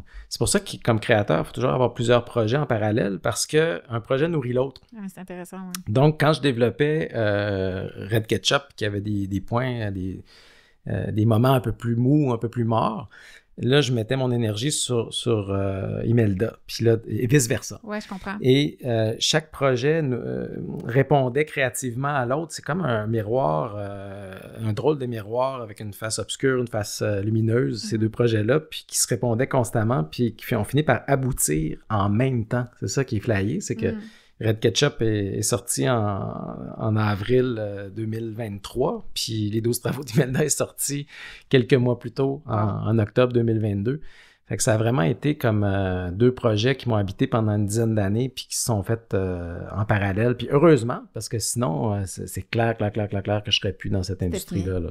Mais là, si on en revient, là, parce que tu as fait une sortie publique, là, tu parlais des syndicats qui ont, avant toi, qui t'ont comme un petit peu emboîté le pas, qui t'ont donné le goût de faire une sortie publique. Qu'est-ce que ça a donné? T'es rendu où avec ça? Bien là, demain, j'ai une rencontre avec le cabinet de la ministre Saint-Onge. Donc, juste qu'on dire, on est quel jour aujourd'hui? Ah, pourquoi mon téléphone sonne? Au fédéral, donc ça, on est c'est... quel jour? Parce que ça veut dire que quand on va la mettre en onde, ça va déjà avoir eu lieu. Fait que là, tu vas être entendu de la ministre Saint-Onge. Oui. Puis... Déjà, ça devrait... Mais c'est elle qui t'a contacté? Qu'est-ce qui s'est passé? J'ai écrit une lettre. Okay. J'ai écrit... Parce que moi, d'abord, j'ai fait les choses dans l'ordre. J'ai contacté la SODEC. La SODEC a voulu me recevoir. Téléfilm Canada n'a pas voulu me recevoir. Non? Non. Ils ont répondu ou ils ont ignoré la demande? Ils m'ont ignoré depuis le verdict qu'ils ont rendu avant Noël sur Imelda contre-attaque. Premièrement, leur lettre n'avait pas de raison. Ils ne donnaient pas les raisons du refus. Merci. Ce qui est inacceptable parce que c'est du financement public. Donc, la première règle, c'est la transparence. Il faut savoir pourquoi on refuse. C'est pas juste ton senti du moment. Là. Non, c'est ça. Ça fait que moi, j'ai exigé des réponses. Et puis, j'ai écrit 4 courriels avant Noël jusqu'au début de l'année pour avoir des réponses. On ne m'a jamais répondu. Le jour où... Comme c'est insultant. Comme c'est insultant, wow. Exactement. Et puis là, on m'a répondu, finalement, quand mon billet est paru dans la presse la semaine dernière, là, on m'a répondu à Téléfilm pour me parler de respect. Ah! Ils donnent des leçons de respect? Oui. Okay. Donc, c'est pour ça que là, je suis allé... Parce que tu avais fait une sortie dans la presse. C'est ça. Là, donc là, de leur point de vue, c'était irrespectueux. Donc, je suis allé à l'émission de Guy Bissonnette pour parler de ma vision du respect envers les créateurs et envers les contribuables. Donc, ils m'ont nourri sur le sujet du respect. Ils m'ont inspiré le thème de mon entretien. Ouais. Donc, j'en ai beaucoup parlé avec Guy Bissonnette. Et là, tout à coup, c'est le Téléfilm renchérit en me disant par rapport à votre demande de nous rencontrer, c'est non, on ne va pas passer de temps pour vous rencontrer. Mais c'est des fonds publics, ils te doivent, ça. Ils me doivent. Mais ils se prennent pour qui? Moi, exactement. Mais c'est pour ça. C'est pour ça que là, j'ai écrit, j'ai dit, OK, vous voulez pas me rencontrer? C'est parfait, je vais aller, vous me donnez l'argument que j'ai besoin maintenant pour aller voir mais tu parles de respect, mais c'est tellement incroyable comment ils font de la projection. C'est comme quel manque de respect envers les créateurs et les idéateurs. En fait, ils creusent leur propre tombe parce que c'est l'arrogance. On le voit dans plusieurs sphères. Hein, c'est l'arrogance, à un moment donné, le karma de l'arrogance, c'est la tombe. Mais bonjour. Donc, malheureusement, c'est même pas moi qui leur creuse leur tombe. Ils la creusent à cuillère. Ils sont tranquillement en train de la creuser depuis plusieurs années et malheureusement, là, ils vont frapper les conséquences de ça parce que quand ça se rend à des paliers au-dessus de la SODEC et de Téléfilm... la ministre, c'est plus haut. Là. C'est plus haut. Ouais. C'est eux qui ont le droit sur la SODEC et Téléfilm Canada. Donc, je veux parler aussi au ministre Lacombe, puis je veux parler aussi au ministre Rodriguez, parce que le ministre Lacombe est au-dessus de la SODEC, lui, au provincial. Puis Rodriguez, Rodriguez est au fédéral. OK. Fait que tu veux, mais tu n'as pas encore de rendez-vous avec eux? Non, ils ont pas encore répondu à ma lettre, mais déjà, la ministre Saint-Onge, ça, c'est un beau pas dans la bonne direction. Après ça, il faut passer des paroles aux actions. Oui, c'est ça. Moi, je suis un créateur, puis je revendique certaines choses qui, je pense, vont être cautionnées par l'industrie, mais je suis pas un politicien, puis je suis pas, tu sais, je veux dire, ça me fait...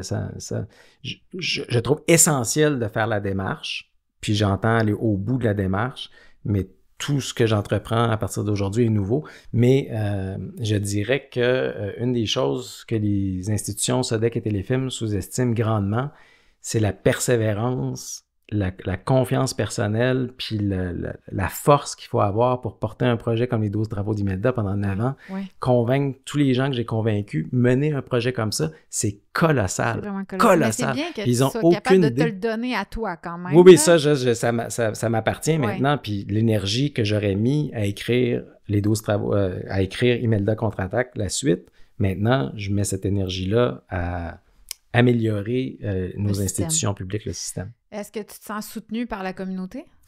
Beaucoup, parce que je reçois en coulisses et que mon téléphone déborde de messages en privé. Mais il y a des gens qui s'expriment aussi sur les tribunes, probablement parce que, comme moi, ils n'ont rien à perdre. Ouais. Mais beaucoup dans l'industrie, comme je disais plus tôt, ont peur, parce qu'ils ont beaucoup à gagner. Il y en a qui profitent, certains élus qui profitent de ces avantages-là. Je veux dire, toi, comme actrice, tu te dis, regarde, il y a des acteurs qu'on voit tout le temps, qui c'est toujours les mêmes, ben eux, en quelque part, sont bien. C'est les élus, ils vont pas trop questionner le système parce qu'ils ont peur de ne pas avoir de rôle le mois prochain. C'est sûr. Donc, c'est la même chose avec mes amis cinéastes qui sont financés à chaque année ou à chaque 2 ans. Ils ont pas avantage à critiquer le système, mais d'où le problème. C'est pour ça que le statu quo, c'est pour ça que le système n'a pas changé depuis 50 ans. Mais quand j'ai encore, moi, les paroles de Jean-Claude Lauzon qui résonnent dans ma tête d'enfant, j'avais une dizaine d'années quand j'ai entendu, ou 12 ans, quand j'ai entendu Jean-Claude Lauzon à la télé dire que la secrétaire de la SODEC gagnait sa vie avec le cinéma, mais pas lui. C'est ça. Ça m'avait frappé, tu sais, si je m'en souviens encore, tu sais, puis c'est encore d'actualité. Oui, c'est ça. Fait que pauvre Jean-Claude, il faut faire quelque chose. Mais c'est la même chose dans nos écoles, c'est la même. Vous aimez mon contenu? Partagez-le, montrez-le en mettant une réaction comme un pouce par en haut, un j'aime, un commentaire. Toutes ces actions-là font une grosse différence dans l'algorithme. Je suis disponible sur Instagram, YouTube, Facebook et X et maintenant en anglais sur YouTube et X. C'est la même chose, tu sais, moi, mes 2 parents sont profs, puis tu sais, on me rappelle quand j'étais petite, puis mon père faisait la grève une fois de temps en temps parce que les conditions des profs, c'était vraiment nul, puis il y avait place pour l'améliorer, puis ils font encore la grève cette année, puis tu sais, les institutions, tout est désuet, les lieux sont obsolètes, mais il n'y a rien qui se passe. Fait, des fois, je me dis, moi, je suis un petit peu cynique par rapport à ça. J'aimerais donc voir un changement. Je trouve ça vraiment cool que tu sois rendu à l'étape de grogner, de te faire entendre. J'espère que ça va changer, mais tu sais, moi, j'ai comme l'impression qu'il s'est passé aussi quelque chose pendant le règne de Stephen Harper. Il y a eu vraiment beaucoup de coupures dans la culture qui ont été faites. Peut-être que tu vas être d'accord ou non avec moi. Puis je commençais à être dans ce milieu-là, j'étais encore jeune, mais je me souviens quand Trudeau est arrivé, il a remis de l'argent dans la culture, mais on n'a jamais vu la couleur de cet argent. En tout cas, moi, je ne l'ai pas vu. J'ai pas eu l'impression que les projets étaient mieux financés. Mon chum est dans le domaine, puis on pourrait tout parler de l'aspect des budgets pour les techniciens qui sont de plus en plus... C'est fou, on fait du cinéma avec rien. Quand tu tournes une série, il faut que tu fasses 75 000 pages en une journée. Ah oui, non, regarde, ça n'a pas d'allure. La télé, ça n'a pas d'allure. Puis aussi, comme tu l'as dit, je veux dire, les budgets n'augmentent pas, puis les salaires des techniciens n'augmentent pas. Mais les producteurs roulent en poche puis en Tesla, par Exactement, c'est ça. Il y a quelqu'un quelque part qui en fait de l'argent. Là. Exactement. Puis moi, ce que je trouve risible, c'est quand les distributeurs me disent « Ah, il n'y a pas d'argent à faire avec le cinéma québécois. » Comme s'ils faisaient...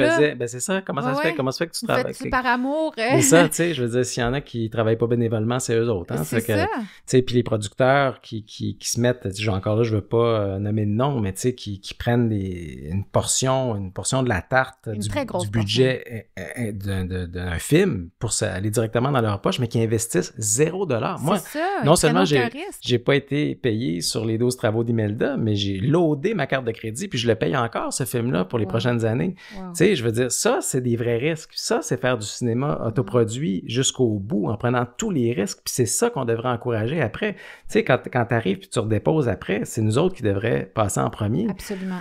Puis là, l'autre affaire qui moi, m'a nourri mon dragon personnel, c'est une histoire absolument extraordinaire que je peux te raconter si on a le temps. Et combien de temps j'ai? On a le temps que tu veux. D'accord. Mais écoute, c'est une histoire qui s'appelle Two Piranhas. OK. Qui commence, 2 piranhas. Donc, ça commence avec un texte d'un auteur qui a passé 14 ans à écrire ce texte-là qui est absolument extraordinaire. et que j'ai lu à un moment donné, il y a peut-être 10-15 ans, mon frère Denis devait réaliser le film. Et à ce moment-là, c'est bien avant sa carrière à Hollywood et tout ça. Donc, je lui demande de lire le scénario, puis je tombe en amour avec le scénario. Je trouve ça absolument extraordinaire. Puis là, Denis se retrouve dans une situation où il est en négociation avec des gros noms, des acteurs connus à l'international. Puis il n'est pas capable de financer le film Two Piranhas avec le système qui était en place à l'époque. Je ne sais pas jusqu'où il s'était rendu dans le processus, mais il n'y arrivait pas. Fait qu'à un moment donné, il a décidé de passer à autre chose, puis The Rest is History. Moi, j'ai jamais oublié ce texte-là, puis à un moment donné, j'ai rappelé l'auteur, puis j'ai dit, écoute, Léopold, il s'appelle Léopold Saint-Pierre, j'ai dit, un monsieur qui a écrit beaucoup de télé, de choses, tu sais, pour payer le loyer, il avait 5 enfants, puis tout ça, puis il était obligé de faire du soap opera, puis tout ça. Okay. Mais Two Piranhas, c'est son chef-d'œuvre. Donc, on va prendre un café au Biblos, puis moi, je lui ai dit, écoute, Léopold, puis ça, c'est avant de faire... j'étais en train de faire Imelda, puis j'étais en train de faire Red Ketchup, mais c'est il y a quelques années, là, 5 ou 6 ans. Donc, je lui ai dit, je peux pas t'offrir de sous pour optionner ton scénario, je peux pas t'offrir... Mais je peux t'offrir mon temps, mon talent, mon regard, monter... Puis tu sais, là, je lui montre mes idées par rapport au truc. Puis, c'est l'histoire, Two Piranhas, de deux amis, ou plutôt maintenant des ennemis, qui s'haïssent depuis 40 ans. C'est un vieux monsieur et une vieille madame qui sont pognés pour se revoir à l'enterrement d'un ami commun à l'époque. Et puis là, il y a beaucoup de choses qui se sont passées il y a longtemps puis qui les a séparés. Puis avec les années, c'est devenu une espèce de jus puant, puis, tu sais, je veux dire, ça s'est pas réglé. Donc, ils n'ont pas fait de thérapie, ils se sont pas reparlés, donc ça s'est envenimé, ils sont plus capables de se parler. Puis ils se retrouvent ensemble dans une station de train, c'est en attendant Godot, là, ils sont obligés de se parler, puis de faire la paix. Donc, c'est une histoire de réconciliation, c'est magnifique, c'est une histoire de dialogue, c'est un huis clos, c'est que centré sur les acteurs.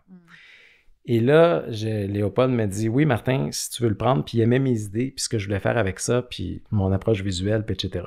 Donc, je me mets dans la tête d'envoyer le scénario à Anthony Hopkins, puis à Isabelle Huppert, en me disant, ça serait comme les deux acteurs les plus incroyables pour mon film. Tu as envoyé à leur agent, dans le fond? J'ai envoyé à leur agent, puis j'ai un petit peu laissé ça de côté en me disant c'est très, très ambitieux, surtout qu'on n'était pas à ce moment-là dans une position nécessairement de faire des offres. Ouais. Donc, habituellement, surtout à Hollywood ou même en France. En France, par exemple, les acteurs habituellement sont un peu plus accessibles, mais disons Anthony Hopkins, c'est un méchant long shot, surtout quand t'as pas 2 millions à lui offrir. Là. Ouais. Mais là, on est tombé en temps de pandémie, parce que là, le temps a passé, hein, c'est comme, je télescope un peu, mais c'est un projet sur 5 ans. Mais le scénario est en français ou en anglais? En anglais. OK. Et un jour, je suis chez moi, puis un matin, puis je prends mes courriels, puis j'ai un courriel d'Anthony Hopkins. Wow. Qui me dit « Bonjour Martin, je viens de lire Two Piranhas. C'est un scénario fascinant. Ça m'a fait penser à des pièces de théâtre expérimentales, Orphée et Eurydice, des choses que j'ai vues il y a quelques années. C'est obsédant, j'y pense depuis hier. Oh, wow. Donc, il m'ouvre une porte. Ben oui, ouais. Là, c'est ça, il m'ouvre une porte pour jaser, puis le brave Anthony s'ennuie aussi en temps de pandémie, donc un petit peu plus de temps, on le devine. Donc, évidemment, moi, en choisissant chacun de mes mots, écoute, j'ai créé Anthony Hopkins, tu sais. Puis on s'est échangé des emails pendant quand même un bout de temps, là, pendant 2-3 semaines, jusqu'au point où il dit « OK, je vais faire ton film. Je vais faire ton film, je vais te donner 12 jours. Je suis vieux. » Il était prêt à te donner 12 jours. 12 jours, ben payé. OK, mais c'est ça. À ce moment-là, je vais te... Non. Mais il s'engageait. Il s'engageait, je vais le faire, etc. Puis moi, en parallèle, j'avais monté une équipe de production assez solide. Là, okay.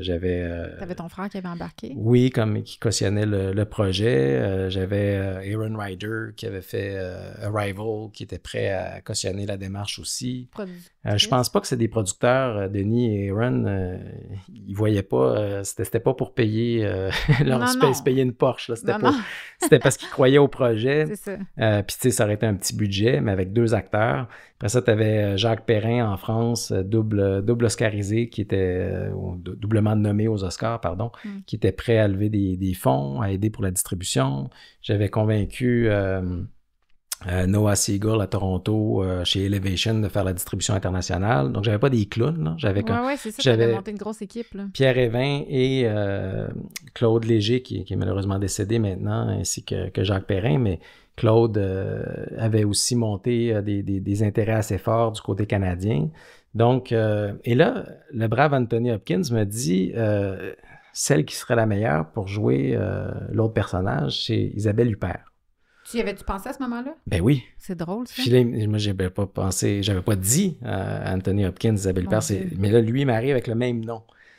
Donc, on envoie le truc à Isabelle Huppert en lui disant Anthony Hopkins aimerait jouer avec vous. Et elle accepte. Donc là, j'ai les deux des plus grands acteurs au monde qui disent on veut faire ton film. Et là, j'ai un setup en place extrêmement solide. Puis là, l'autre chose aussi, c'est que c'est comme j'avais commencé à échanger des emails avec Anthony Hopkins, puis que j'avais vu que le film allait se faire. Puis là, c'était la pandémie, tout était comme au ralenti. Ouais.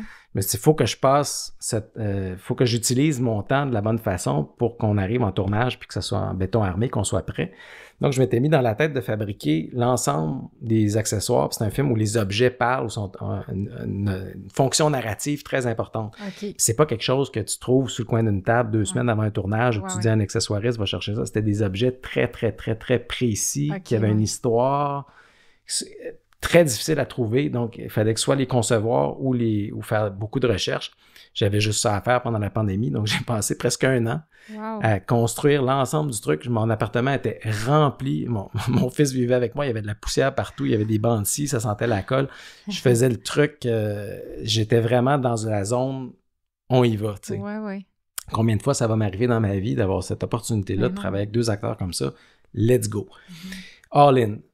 Parce que moi, quand je décide quelque chose, je vais toujours all in. Oui, je comprends. Puis, qu'est-ce qui est arrivé? C'est qu'on a réuni l'équipe, on a trouvé tous les bons joueurs, le directeur artistique, directeur photo, etc. On convainc tout le monde, on trouve les lieux de tournage, bang, on s'en va par là. Vous avez un diffuseur? Oui, on avait tout ça, tout était là. Ouais. Puis là, les producteurs avaient pris pour acquis que Téléfilm Canada dirait oui parce que c'est un projet qu'on ne peut pas refuser. Mais c'est pas parce qu'on parlait de la prise de risque tantôt, là. Ça, c'est pas un risque. Là. Non, ça, parce que c'est sûr que ça se passe. Là. Ça, c'est sûr que ça se passe. Puis normalement, ce qui est le plus dur dans des configurations comme ça, c'est les acteurs. Parce que tu as toute la configuration, puis là, tu n'as pas les acteurs. Puis nous, on les avait. Puis Téléfilm Canada a dit non. Ça a dû être... Comment tu as réagi? Ben, honnêtement, j'ai pensé au suicide à ce moment-là. Sérieux? Oui, parce que, écoute, c'était catastrophique. Écoute, imagine. Tu sais, ça aurait été mon tremplin à l'international, moi, là. C'est horrible. Puis, mon truc s'est effondré complètement du jour au lendemain parce que là, on a tout perdu. Quand Téléfilm Canada a dit non, contre toute attente, parce que c'est un projet que tu peux pas refuser, puis ils ont dit aux producteurs, on refuse et on ne veut pas que vous redéposiez. Ben voyons donc, pourquoi? Ben non, mais ça prend des réponses. Ben, j'ai essayé de les avoir 1 an plus tard parce que je ne me suis pas suicidé. Non, t'es là, bravo, félicitations. Imelda m'a sauvé, puis Red Ketchup, mais... mais ça, c'est en 2022 que tu as un refus? Oui, autour de 2021-2022. Okay. Donc, j'ai attendu, ça m'a pris une bonne année m'en remettre quand même. Je comprends. Et quand j'ai finalement confronté les 2 fonctionnaires à Téléfilm qui m'avaient refusé, ils n'avaient rien de convaincant OK, mais c'est parce dire. que tu es blanc, hétérosexuel. Ben, écoute, j'oserais pas le dire. Je te laisse le soin d'apporter le sujet. Probablement. Est-ce que c'est... On est à une ère quand même où ça pèse beaucoup dans la balance dans les... Nous, on en discute souvent. Tu sais, mon chum a perdu beaucoup de contrats parce qu'il est un homme là, blanc. Ben, il y a ça, certainement, qui joue pas nécessairement à ma faveur, le fait d'être le frère de l'autre. Puis là, peut-être qu'on avait peur de se faire accuser de népotisme. Peut-être qu'on se disait, ah ben si on dit oui à ce projet-là, On va avoir l'air de gens qui favorisent Martin Villeneuve. Donc, ils ont pas vu le talent derrière le projet. Ils ont vu... Est-ce que ça te nuit, donc, que ton frère soit Denis en ce moment, tu penses? Bien, chose certaine, ça aide pas, hein, parce que si ça avait aidé, ça m'a pas pris 7 ans à faire mon premier long métrage, puis 9 ans à faire le deuxième sans aucun budget. Non, je pense que c'est extrêmement difficile pour tout le monde. Je suis pas du genre à me victimiser puis à dire « Oh mon Dieu », comme dirait la dame de la Sodec, c'est donc crève-cœur que je sois le frère de Denis. Non, parce que Denis était quelqu'un de très inspirant, pas juste pour moi, pour plein d'autres cinéastes. Écoute, c'est impressionnant ce qu'il a réussi à faire, très impressionnant. Moi, ce qui m'impressionne le plus, c'est qu'il réussit à garder une vision d'auteur avec des moyens d'Hollywood. Ouais. C'est pas pour rien que les gens disent maintenant, il y a une espèce de renaissance du cinéma, comme on a vu avec Spielberg ou avec Scorsese ou Lucas ou Coppola. C'est parce que c'est de cet ordre-là. Et puis, mais si on n'avait pas donné à Denis les moyens de s'exprimer au départ puis de se former, parce qu'on n'arrive pas à Hollywood comme ça. Il aurait pu avoir un cul-de-sac lui aussi dans sa carrière, là. Ça n'aurait pas été possible, là, tu sais. Et je pense que si Denis n'était pas connu aujourd'hui puis déposait un projet, il serait probablement ignoré comme tout le monde. C'est sûr. Puis c'est ça qui est très triste, puis c'est pour ça que le timing est bon d'une certaine façon, pas juste avec la lettre des unions puis des associations puis le refus d'email de contre-attaque, mais aussi Dune qui est au cinéma en ce moment, parce que j'arrête pas de rappeler aux gens que pour qu'on nourrisse des imaginaires de cette ampleur-là, il faut les encourager à la base. Puis que si on estropie, si on tue le bébé dans l'œuf de ceux qui ont quelque chose à dire, ben quelle sorte de société on va avoir demain? Puis aussi, est-ce qu'on va être capable encore d'avoir des voix qui portent autant? Puis, tu sais, des Jean-Claude Lauzon, des Jean-Marc Vallée, des Xavier Dolan, tout ça, je veux dire, c'est des Monia Chokri, on a beaucoup de talent au Québec. Puis c'est le fun qu'il y en ait qui émerge puis qui aille à l'international, mais il faut pas qu'on perde cette possibilité-là pour le présent puis pour l'avenir. Puis c'est là-dessus là, que je défends mes points. Puis je pense que ça vient d'une place extrêmement légitime. Oui, mais est-ce que c'est mort, ce projet-là? Est-ce que tu penses que maintenant que tu fais du bruit et que tu es entendu, est-ce qu'il y a encore un espoir que ce projet se fasse ou pour toi, c'est fini? Two Piranhas? Ouais, Two Piranhas. Non, c'est mort. C'est mort parce que j'ai perdu l'option sur le scénario. Le scénariste a dû penser au suicide. Ouais, lui aussi devait être découragé. Lui, écoute, ça a été catastrophique. Est-ce que ces gens-là qui prennent des décisions comme ça mesurent mais c'est ce que j'ai expliqué. C'est ce que j'ai essayé d'expliquer aux deux fonctionnaires 1 an plus tard, là, à posteriori, qu'une fois que la poussière a redescendu, puis tout ça, parce que suite à ça, imagine, tu es obligé d'expliquer à Anthony Hopkins que Téléfilm Canada n'a pas mis le budget. On avait l'air des... Puis ils n'ont jamais compris, eux autres, que ça aurait été bon pour l'industrie, que ça aurait été bon pour le cinéma québécois et canadien, que ça aurait été bon pour notre image à l'international. Tu sais, je veux dire, t'as Isabelle Huppert qui cancelle la présidence d'un festival au Japon pour être avec nous. Oh mon Dieu, en fait, tu clins un petit peu, là. Ben, c'est ça, tu sais, c'est comme s'ils n'avaient pas pensé, eux autres, que ça affectait la vie des autres. Tu sais, c'est ça aussi, Puis là, après ça, il me parle de respect. Donc, il me parle de respect, moi, j'en reviens pas. Je trouve ça phénoménal. En tout cas, je suis contente que tu lèves la voix. En même temps, je trouve ça plate de dire ça parce que je me suis fait dire souvent dans les dernières années, c'est le fun, Hello, que tu parles, tu sais, mais le monde reste caché en arrière puis ils disent rien, là, tu sais. Des fois, c'est plate d'être la personne qui mène un combat quand on a un peu l'impression d'être le porte-parole de tous ceux qui n'osent pas se lever pour leurs raisons. Je leur donne, tu sais, on a peur de perdre notre job, on a peur de se pogner avec notre famille, il y a plein de raisons de ne pas prendre la parole, mais c'est un peu poche, des fois, d'être la personne qui se lève. Est-ce que tu te sens comme ça dans cette situation-là? Moi, je pense que la peur tue l'esprit. Tu sais, je veux pas citer Dune, là, mais je veux dire, je l'ai lu aussi étant adolescent. Je comprends tout à fait pourquoi mon frère est obsédé par ces thématiques-là. Il faut se tenir debout. On a juste une vie à vivre. On peut pas accepter des choses inacceptables. Puis, tu sais, moi, je suis pas, comme je l'ai dit, je suis pas un politicien, je suis pas... Je suis juste un créateur, mais je trouve qu'on mérite beaucoup mieux que le système qu'on a. Puis c'est vrai, on pourrait aussi, il y en a qui me disent, on pourrait ne pas avoir de système tout court. C'est vrai, mais tant qu'à en avoir un, aussi bien d'en avoir un bon. Ouais, c'est Tu sais, ça. c'est pas une excuse de Mais dire... ça, c'est comme se comparer avec quelque chose de vraiment minable, faire, on est chanceux, attends, là, tu sais, on peut-tu aspirer à être un des meilleurs au monde? On a le potentiel. Mon chum avait été faire un masterclass, une classe des maîtres à LA pour la direction photo. Puis il y avait un des directeurs photo qui donnait le cours qui avait dit son meilleur gaffeur à vie de tous les films qu'il a fait, c'était au Québec, tu sais. Puis je me disais, quand il me contait ça, je me disais, ça me surprend pas parce qu'on est tellement pris avec pas de budget, qu'on doit tellement être inventif puis tout ça, mais la ligne est mince entre faire des choses extraordinaires avec rien, puis finalement, on peut plus faire des miracles à un moment donné. On se tire dans le pied, là, tu sais, on est rendu à un stade où je trouve, ça paraît quand on regarde la TV que le comédien a bafoué, mais il a pas eu le temps de refaire sa prise. Tu sais, on commence, moi en tout cas, je le vois, tu sais, ou que là, super bien éclairé une scène, puis l'autre scène est super mal éclairée parce qu'ils n'ont pas eu le temps de faire le setup de couleurs puis d'éclairage. Tu sais, on est en train de niveler vers le bas. Là, on n'a pas parlé de tous ces aspects-là, mais tu sais, mon chum, il fait beaucoup de télé, fait que je le vois à quel point, je l'entends, j'ai des amis dans le milieu. C'est extrêmement stressant faire des tournages parce que le temps que tu as, c'est un contre-la-montre, là. C'est comme à go, la journée part, puis tu as fait la course, tu manges pas, tu bois pas, tu vas pas aux toilettes, tu respires pas, puis un moment donné, c'est fini, tu sais. Puis t'espères au montage que ça va être pas pire. Ça n'a pas de bon sens de faire de la télé comme ça, tu sais. Je trouve il est vraiment temps que le monde prenne conscience à quel point les budgets sont mal répartis. Puis il y a comme place à restructurer ça, puis laisser vivre, prendre des risques. Tu sais, j'espère qu'il y aura une renaissance qui va venir de ça. Oui, il faut. Puis c'est pour ça, là, je veux pas laisser je veux pas lâcher le morceau. Je veux pas lâcher le morceau, puis j'espère que les autres artistes vont se soulever aussi. Puis je le souhaite, que tu sois pas tout seul. Non, je me sens pas tout seul. Écoute, okay. j'ai parlé et non les moindres. OK. Il nomme pas personne. Non, j'ai des appuis très considérables. Ouais. Je me sens pas tout seul du tout. Merveilleux. Et aussi, il y a les unions qui sont là pour défendre nos points. Ça, c'est vraiment plus que bien. Ouais. Et aussi le public.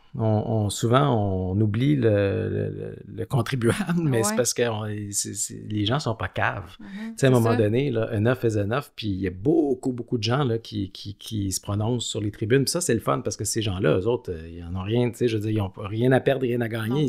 Ils font juste exprimer leur point de vue, puis de dire que, écoute, ça n'a pas d'allure, puis c'est nous autres qui payons ça, là. Tu sais, puis il y en a de la révolte du côté du public, puis des gens qui prennent des bières puis des cafés en se disant, attends une minute, c'est ça qui paye, c'est ça qu'on paye, là. Tu sais, ça marche pas, ça marche pas. Puis ça vaut quelque chose. Surtout quand tu parles aux ministres, parce que c'est eux autres qui payent le salaire de ces ministres-là, puis c'est aussi les dirigeants qu'on choisit. Fait qu'à un moment donné, s'ils veulent être élus, ben ils ont avantage à écouter ce que la population a à dire, parce que là, c'est pas juste un créateur qui dit, c'est pas une crise d'ego, là. Non, c'est ça. Je suis pas dans la crise d'ego du tout, moi, là. Pas ça. Il y en a peut-être ceux qui donnent des leçons de respect te diront peut-être ça parce qu'ils sont complètement à côté de la traque, mais c'est clair que ton cri du cœur, il vient de la bonne place, puis c'est peut-être pour ça qu'il va être entendu aussi. Tu sais, ça vient du cœur. Je te souhaite bonne chance dans ta démarche. Ceux qui ont envie de voir tes films, là, on a parlé beaucoup d'Imelda. Où c'est disponible? Ben, les 12 travaux d'Imelda, il est disponible encore sur Crave puis Super Écran, parce que les gens m'en parlent régulièrement. Il est disponible sur Vimeo On Demand. Vidéo On Demand, ça veut dire genre iTunes et compagnie? Là? Ben ça, c'est la VOD, iTunes, Amazon, c'est disponible sur ces plateformes-là, mais le Vimeo, mon Vimeo, ma chaîne Vimeo à moi. On peut l'acheter, on peut le louer. Oui, on peut le louer.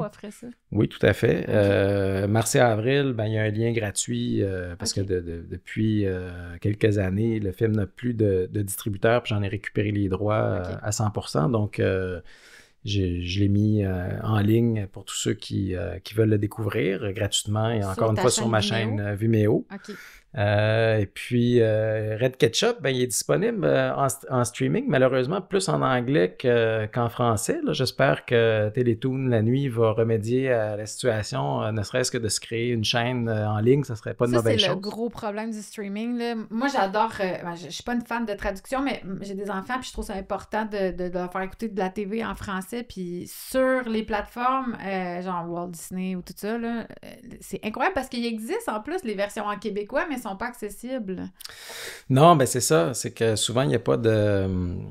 Une fois que c'est diffusé à la télé, après ça, à moins de tomber sur des rediffusions, mais là, Red Ketchup, s'il y a une saison 2, je ne sais pas encore si ça va être renouvelé, on va savoir cet été, mais s'il y a une saison 2, là, on va s'assurer que la série soit accessible, que la saison 1 soit accessible. En ligne. En ligne, parce que c'est une série serialized, ça veut dire que l'histoire se poursuit d'un épisode à l'autre. Fait que c'est pas comme les Simpsons, que chaque épisode est complémentaire. Exact, c'est ça. Fait que ça serait le fun que les gens puissent avoir accès à tout le truc, à la saga complète. Ouais. Ben écoute, merci d'être venu. C'était super intéressant. J'espère que ça éclaire un petit peu les gens qui comprennent pas comment ça marche.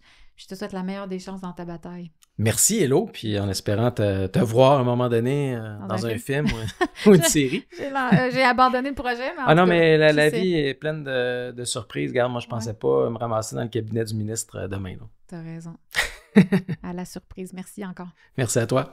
Merci d'avoir écouté la vidéo jusqu'à la fin. Si vous avez aimé, mettez un petit pouce par en haut, un commentaire ou partagez-la. C'est une excellente façon de m'aider à rejoindre un maximum de gens. Si ce n'est pas déjà fait, suivez-moi sur toutes mes plateformes, YouTube, Facebook, Instagram et X, là où la censure ne sévit pas. Et en terminant, si vous avez envie de me supporter directement et voir davantage de contenu comme celui que vous venez juste de regarder, j'accepte les dons mensuels ou uniques par Interac à l'adresse helloveusavoir@gmail.com, mot de passe vérité sans accent, VERITE. Merci!